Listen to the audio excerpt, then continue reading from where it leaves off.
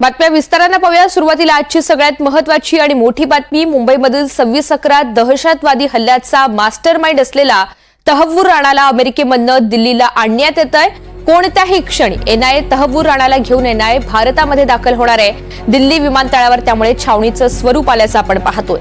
तहव्वूर राणाला एनआयएच्या मुख्यालयापर्यंत नेण्यासाठी दिल्ली पोलिसांच्या 3ऱ्या बटालियनची एक टीम सुद्धा तैनात करण्यात आलेली आहे। या पथकामध्ये जेल व्हॅनसह एक पायलट कार आणि एक एक्सकॉर्ट कार असेल।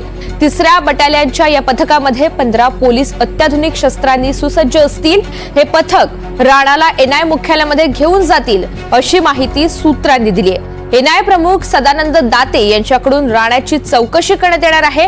राणाच्या आजूबाजूला स्वॅट कमांडोंची सुद्धा सुरक्षा असेल। राणाची वैद्यकीय तपासणी केली जाईल। दरम्यान भारतामध्ये आल्यानंतर सुरुवातीचे काही आठवडे एनआयएच्या कोठडीमध्ये तो राहणार असल्याची शक्यता आहे अशी माहिती पोलीस सूत्रांनी वर्तवली आहे। तर मुंबई दहशतवादी हल्ल्याचा मास्टरमाइंड आणि देशाचा सगळ्यात मोठा शत्रू तहव्वूर राणा कोणत्याही क्षणी आता भारतामध्ये त्याला आणलं जाईल। त्याला एका खास विमानानं भारतामध्ये आणलं जातंय।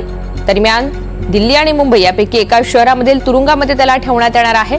अधिकची माहिती देण्यासाठी थेट दिल्लीमधनं रामराजे शिंदे आपल्या सोबत आहेत। रामराजे, कोणत्याही क्षणी आता तहव्वूर राणाला अमेरिकेमधनं दिल्लीमध्ये आणण्यात येईल। सुरक्षा सुद्धा वाढवण्यात आलेली आहे। एकंदरीतच काय घडामोड आहे, कशी खबरदारी घेतली जाते?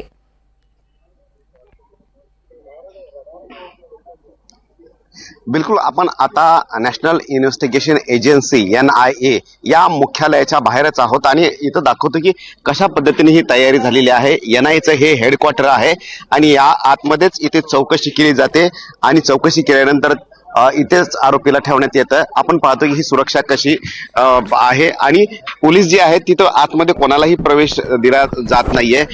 जे विद्यार्थी आहेत आता त्यांना विचारण्यात आलं आणि त्यांना इकडे आतमध्ये जाण्यासाठी बंदी घालण्यात आलेली आहे आणि आपण इथे पाहतो की इथे बॅरिकेड्स लावण्यात आलेले आहेत। त्यामुळे गाड्या कोणत्याही येऊ शकत नाहीत। दुतर्फा म्हणजे की येणारा रस्ता जाणारा रस्ता हे दोन्ही रस्ते बंद करण्यात आलेले आहेत आणि हा रस्त्याचा संपूर्ण म्हणजे की साधारणतः 500 मीटर दोन्हीकडे 1 किलोमीटर परिसर साधारणतः हा ब्लॉक करण्यात आलेला आहे। आपण इकडे पण पाहतो की सर्व बॅरिकेड्स लावण्यात आलेले आहेत आणि सिग्नल पासून आतमध्ये कोणालाही प्रवेश दिला जात नाहीये आणि इथेच तहव्वूर राणा याला आणणार असल्याची माहिती मिळते। त्यानंतर इथेच चौकशी होईल आणि त्याला ठेवलं कुठं जाणार आहे हे अद्याप निश्चित नसतं, तरी सुद्धा NIAच्या हेडक्वार्टर मध्येच ठेवलं जाईल अशी माहिती मिळते। परंतु त्यासाठी राणाला आणण्यासाठी ज्या मार्क्समन गाड्या आहेत त्या वापरण्यात येणार आहेत की ज्यांच्यावर बॉम्ब किंवा ग्रेनेड फेकला तरी सुद्धा कोणताही परिणाम होत नाही आणि ताफा असणार आहे। 2 ताफे असणार आहेत आणि त्यापैकी एका ताफ्यामध्ये तहव्वूर राणा याला आणण्यात येणार आहे आणि त्यानंतर इथे चौकशी केली जाणार आहे। त्यामुळे हा संपूर्ण परिसर जो आहे तो खाली करण्यात आलेला आहे, रिकामा करण्यात आलेला आहे। कोणत्याही क्षणी त्याला विमानतळावर इथं आणलं जाऊ शकतं। T4 जे की खास आणि विशेष लोकांसाठीचं विमानतळ बनवण्यात आलेले नवीन विमानतळ आहे हे आणि प्रायव्हेट जेट या T4 वर उतरतात आणि त्यानुसार मग ते T4 वर आता उतरवलं जाणार विमान थोड्याच वेळामध्ये आणि त्यानंतर इथे NIAच्या ठिकाणी आणणार आहेत। आपण इथं पाहतो की पोलिसांच्या 2 व्हॅन इथे लावण्यात आलेल्या आहेत आणि ठिकठिकाणी प्रत्येक चौकामध्ये पोलीस बंदोबस्त जो आहे तो मोठ्या प्रमाणावर लावण्यात आलेला आहे आणि त्यासोबत की NIAचं जे हेडक्वार्टर आहे त्याच्या आसपास ITBP पुन्हा CISF आणि CRPF यांचं सुद्धा मुख्यालय आहे। त्यामुळे हा परिसर सेन्सिटिव्ह झोन म्हणून ओळखला जातो आणि इथं कोणती घटना घडू नये यासाठी 1 किलोमीटरचा संपूर्ण परिसर जो आहे तो ब्लॉक करण्यात आलेला आहे। एक प्रकारे हे छावणीचं रूप या संपूर्ण परिसराला आल्याचं पाहायला मिळतं। त्यामुळे तहव्वूर राणा याला आणल्यानंतर चौकशी जी आहे ते इथेच केली जाईल। निश्चितच रामराजे, पोलिसांच्या 3ऱ्या बटालियनची एक टीम सुद्धा विमानतळावर तैनात करण्यात आलेली आहे। विमानतळ आणि NIAचं मुख्यालय हे अंतर नेमकं किती आहे, किती वेळात तो दाखल होईल ह्याची काही टाइमलाईन कळते का, ह्याची काही वेळा अपडेटेड समजतायत का? बिलकुल, खरं तर 40 मिनिटाचा अंतर आहे विमानतळ ते NIAचे हे हेडक्वार्टर। परंतु आज सुट्टी आहे दिल्लीमध्ये आणि त्यामुळे रस्ते मोकळे आहेत। त्यामुळे साधारणतः अर्ध्या तासामध्ये 30 मिनिटांमध्ये सुद्धा आणलं जाऊ शकतं.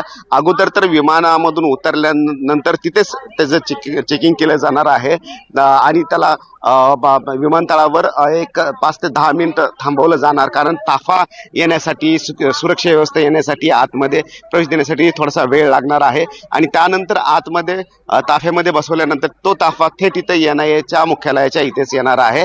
आणि रस्त्यामध्ये संपूर्ण ठिकठिकाणी ट्रॅफिक पोलीस आणि पोलीस बंदोबस्त, दिल्ली पोलिसांचे सुरक्षा कवच आहे ते असणार आहे, प्रत्येक चौकामध्ये असणार आहे. त्यामुळं इथवर आणण्यासाठी वेळ लागणार नाही. साधारणतः अर्ध्या तासाच्या आतमध्ये इथं पोहोचू शकतात. परंतु अद्याप ही एअरपोर्टवर विमान उतरलेलं नाही. विमान उतरायची वाट तिथली संपूर्ण एजन्सी पाहत आहेत आणि त्यानंतर तात्काळ इथं आणलं जाणार आहे. आणि इथं आणल्यानंतर चौकशीची जबाबदारी जी आहे ती एका मराठी IPS अधिकाऱ्यावर आहे, सदानंद दाते यांच्यावर आहे. कारण 26/11च्या हल्ल्यामध्ये सदानंद दाते हे एक साक्षीदार होते. त्यांचा सक्रिय दहशतवाद्यांशी 2 हात करण्यामध्ये त्यांचा सक्रिय सहभाग सुद्धा होता. ते जखमी सुद्धा झाले होते आणि त्यानंतर आता ते योगायोग असा की NIAचे ते चीफ आहेत आणि तेच या संपूर्ण प्रकरणाचा तपास करणार आहेत. अगदी, त्यामुळे आता खबरदारी सुद्धा घेतली जाते. आजच्या या घडामोडींच्या अनुषंगानं दिल्ली हे केंद्रबिंदू आहे आणि त्यामुळे कोणत्याही क्षणी तहव्वूर राणाला आणलं जाऊ शकतं. या सगळ्या संदर्भातले अपडेट्स वेळोवेळी जाणून घेत राहू. तुर्तास धन्यवाद सविस्तर माहितीसाठी. दरम्यान तहव्वूर राणापासून स्वतःला दूर ठेवण्याचा पाकिस्ताननं प्रयत्न केलेला आहे. सईद तहव्वूर राणा हा कॅनेडियन नागरिक आहे. राणानं गेल्या 2 दशकांपासून पाकिस्तानी कागदपत्रांचं नूतनीकरण केलेलं नाही. पाक परराष्ट्र मंत्रालयाकडनं हे आता स्पष्टीकरण देण्यात आलंय. एकंदरीतच तहव्वूर राणा संदर्भात पाकिस्ताननं हात झटकलेले आहेत. तहव्वूर राणापासून स्वतःला दूर ठेवण्याचा प्रयत्न आता पाक करतोय.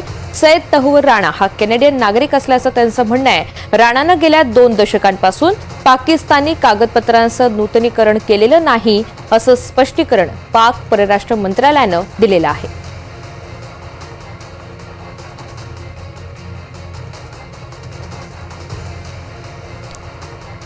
तर तहव्वूर राणापासून स्वतःला दूर ठेवण्याचा प्रयत्न आता पाकिस्ताननं एकंदरीतच केलेला आहे. या संपूर्ण प्रकरणामध्ये पाकच्या परराष्ट्र मंत्रालयाची ही भूमिका समोर येतेय.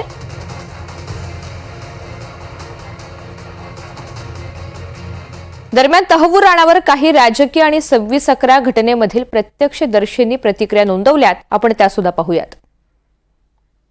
3 बार चारों खाने चित होने वाली कांग्रेस पार्टी जो 3 चुनाव केंद्र के हुए या अन्य राज्यों के चुनाव हुए, वहाँ कहीं नज़र नहीं आई, क्योंकि कांग्रेस की बात पर लोग विश्वास नहीं करते। कांग्रेस के समय अर्थव्यवस्था का बेड़ा गर्क हो गया था, देश की गति थम गई थी, देश में आतंकवादी हमले होते थे।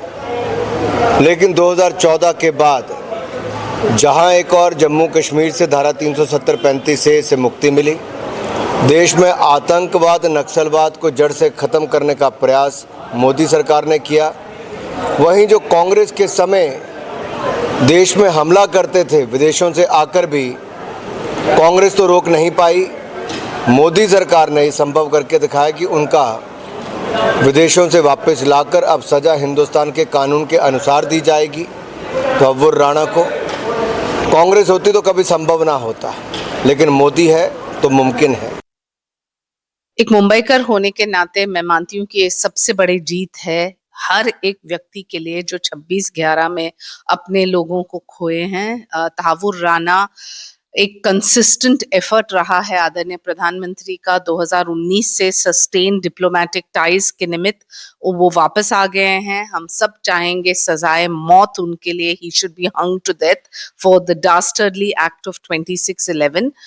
लेकिन कानूनी तौर पे कार्रवाई जरूर होगी, लेकिन भारत के लिए ये जीत इस व्यक्ति का इतना महत्वपूर्ण है क्योंकि वो ना सिर्फ मास्टरमाइंड है 26/11 का, लेकिन पहली बार इतिहास में किसी को एक्स्ट्राडाइट कर रहे हैं US से भारत। तो I think that in all ये एक सबक है वो ISI एजेंट्स को जो सोचते हैं कि वो कानून के बाहर हैं, वो कानून के दायरे में आए हैं और जल्द से जल्द उनको सजा। सबसे पहले मैं NIA का कॉन्ग्रेचुलेशंस करना चाहूँगा NIA की टीम का कि वहाँ की जो सुप्रीम कोर्ट में एप्लीकेशन करके एक्स्ट्राडिशन में हम कामयाब हुए और उसका ताबा हमें आज मिल रहा है और हम उसको यहाँ पे लेके आ रहे हैं। एक बात है कि इस 26/11 के अंदर जितने भी आरोपी रहेंगे, हर एक आरोपी को यहाँ पे ट्रायल होना चाहिए और उसको अपने कानून के हिसाब से कैपिटल पनिशमेंट मिलनी चाहिए।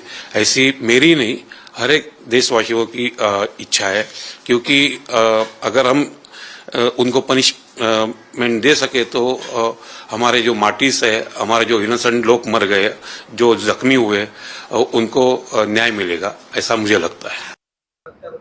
आता ते आणू देत, आनंद आहे, मास्टर माइंडला आणताय।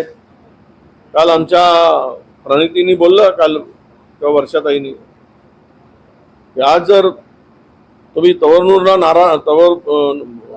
राणाला आणताय तर मग त्या दाऊदला का आणलं नाही? तो तर जवळ बसला आहे पाकिस्तानात, ती हिंमत का दाखवत नाही?